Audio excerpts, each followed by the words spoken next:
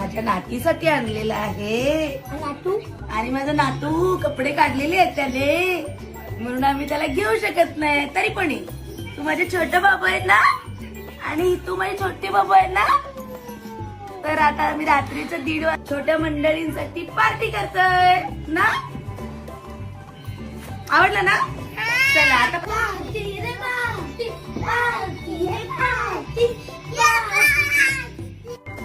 नातवंडांमध्ये जो आनंद आहे, जो सुख आहे, ते आपल्याला कुठेच मिळत नाही.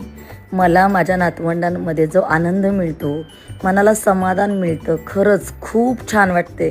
आणि ह्यांच्याबरोबर आम्हीसुद्धा लहान होऊन जातो आणि मला खरंच खूप छान वाटते.